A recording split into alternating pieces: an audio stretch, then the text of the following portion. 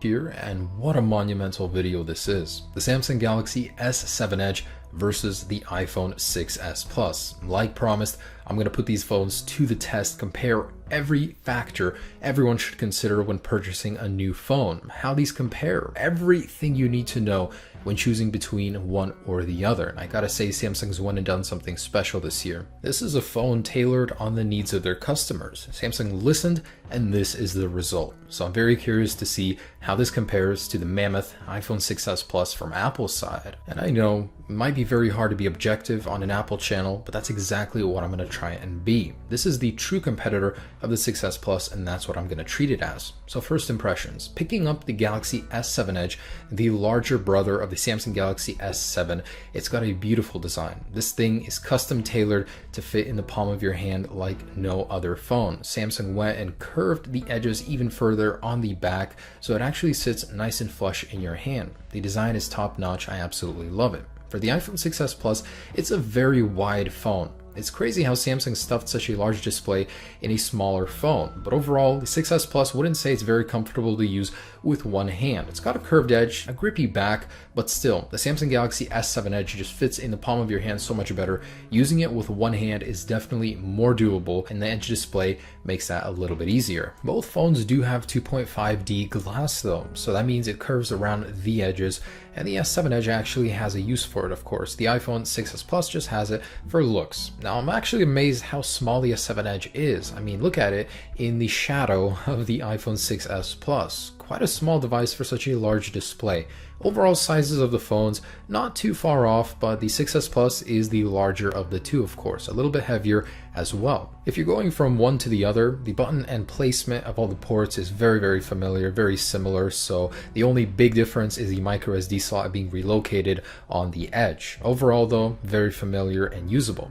So displays, this is one area that you're going to be interacting with the most, and it's important to have a good one. Both are great really, top of the line displays on phones. However, the AMOLED on the S7 Edge, oh my gosh, man, this thing is amazing. It's good on the 6s Plus, it is just amazing, fabulous, marvelous on the S7 Edge. Having an AMOLED panel has a lot of advantages. It's efficient, it's brighter, the colors are more vibrant, the dark colors are pure dark. Each pixel is individually lit instead of having a full backlight like the 6s Plus. That means you can turn off pixels and it's pure darkness on each one, and that's something you can really appreciate when watching media. And as far as unique screen technology, the Edge of course has that Edge display, made more useful this time around by having an actual usable app drawer. It's been opened up to developers, so you can now have a matter of things in here, news, really anything you want, a matter of different widgets. Of course, it's also useful as a bedside clock, as you can light up that individual strip on the Edge, and it's good to get a quick little overview. The always-on display feature is actually pretty neat as well. The iPhone 6s Plus has 3D Touch, a thing you interact with by pushing into your display, and the amount of force you apply triggers different things. You have quick shortcuts on apps, you can quickly get into the app switcher, and there's the peek and pop feature, which allows you to get a quick preview of something before jumping into it, so it saves you a little bit of time here and there. And I think it's certainly debatable which one is more useful for you. Both are not necessary, but they're cool to have, so you pick on your own. Now, as for durability, these things go above and beyond what you could possibly ever need in your day-to-day usage, even without a case. Gorilla Glass 4 on the Samsung Galaxy S7 Edge and Dual Ion Exchange Glass on the 6s Plus. Both are extremely tough. In my drop test, I put that to the test. Gotta say, unless you're planning on dropping one of these above 10 feet, you shouldn't have a problem. Both are extremely tough. And let's not forget one of the strong suits of the S7 Edge, IP68 water resistance, up to 30 minutes in 1.5 meters of water. That's something the iPhone cannot compete with,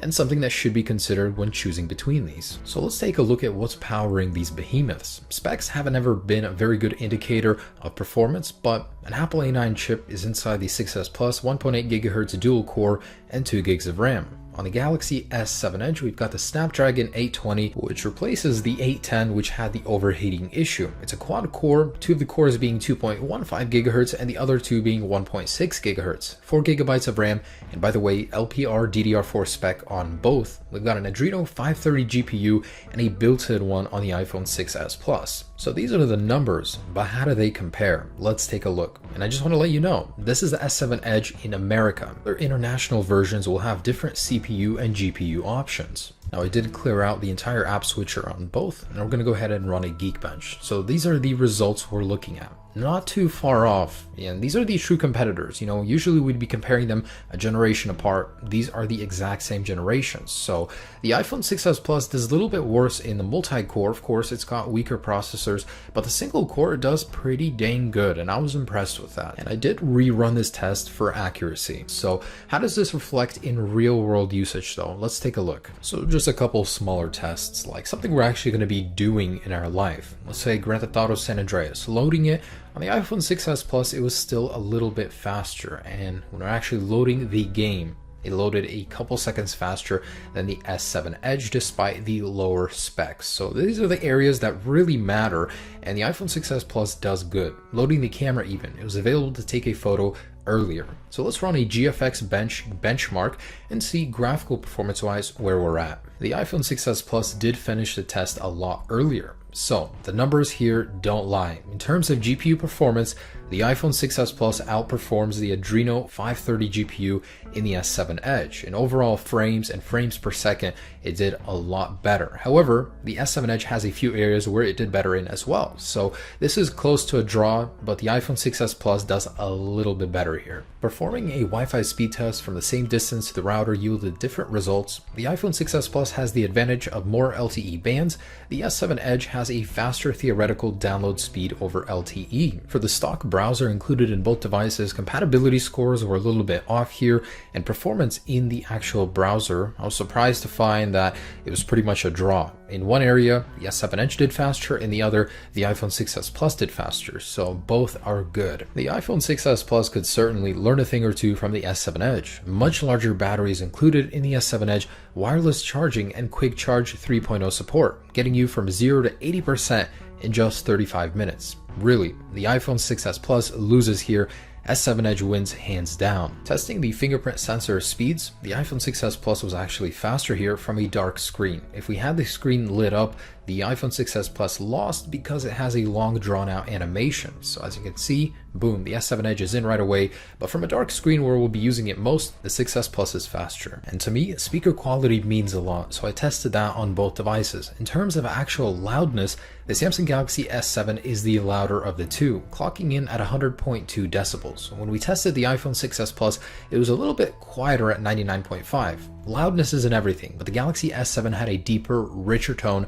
It definitely had the better speaker of the two. And something I definitely thought I'd include, the Galaxy S7 Edge definitely runs a lot hotter, by 10 degrees in some cases. This is when it's under load, you're doing something like gaming, or in this case I'm running the GFX benchmarks, but definitely this thing is a lot hotter and you will feel it in your hand. Next, cameras. It's very important to have a good camera on your smartphone. For many people, it replaces a DSLR or a shooter you may have carried around before. Both feature 12 megapixel sensors. It actually shrunk on the S7 from the S6 because Samsung wanted larger pixels for better low light performance. Now the actual numbers, very close here. The iPhone 6s Plus does better slow motion in 1080p. Otherwise, you're trading live photos for live panorama or super low light capability for a sapphire lens cover. A good point about the S7 Edge though is that the lens doesn't protrude as much, just a little bit less. So strap in boys, this is my camera comparison. It's a little bit long, but I wanted to include everything. First off, optical image stabilization for video. Both have it.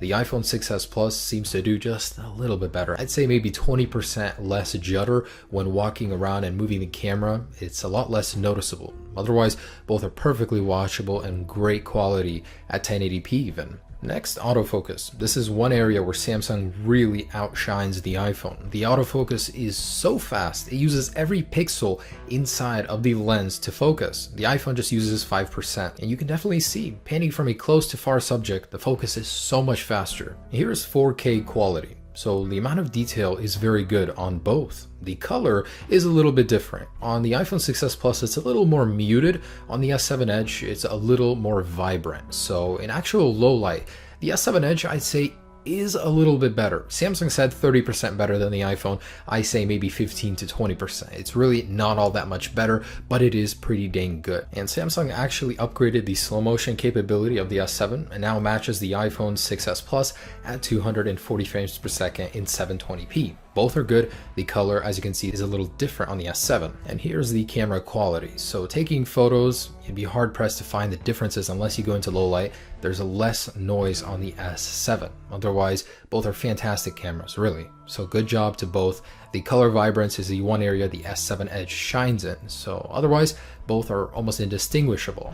Venture calls, my friend. Now that's live photos, something that I've always liked about the iPhone 6s Plus, capture the moment a little bit more in detail. Now do something similar on the Galaxy S7 with motion panorama, something Samsung, I'd say a little bit copied or was inspired by Apple. Same with the front flash, something the iPhone 6s Plus had, now is available on the S7. So taking a quick glance at software, 9.3 current on the 6s Plus, 6.0.1 on the S7 Edge. The S7 Edge is more customizable, more software features. The 6s Plus is simple, easy to use, and on-time updates. Everyone has their own opinion, not going to go into which is better. And just a couple tidbits, these are the colors available for the S7, these for the 6s Plus. So we've got a little bit more choice on the 6s Plus. I want to warn you, the S7 Edge is a fingerprint magnet due to the highly reflective design. The 6s Plus seems to handle them a little bit better. So wrapping this up, the Samsung Galaxy S7 Edge starts at around $800, give or take about $40 to $50 depending on your carrier. Now legend has it there's a 64GB option floating around, but I wasn't able to find any at this time. Now these are estimated prices for contract because depending on which carrier you have, they'll all be different. Now believe me, I'd love to tell you which phone is better, which one is for you, but in the end we all choose phones for different reasons. Take a look at this list quickly summarized of all of the strengths of the Samsung Galaxy S7 Edge. I get a lot of flack for giving a good word towards Samsung. People seem to think that I prefer them, but really in the end it's not about which phone I prefer, it's about which phone better suits your needs. And fact is fact, if a phone does something better than the other, I'm not going to be afraid to say which one does it better. The iPhone 6s Plus certainly has a lot of things that the Galaxy S7 Edge cannot do, or things it does slightly better. And just looking at this list, take a look at it and decide for yourself, out of all of these strengths, which one better suits your life and your needs when shopping around for a smartphone.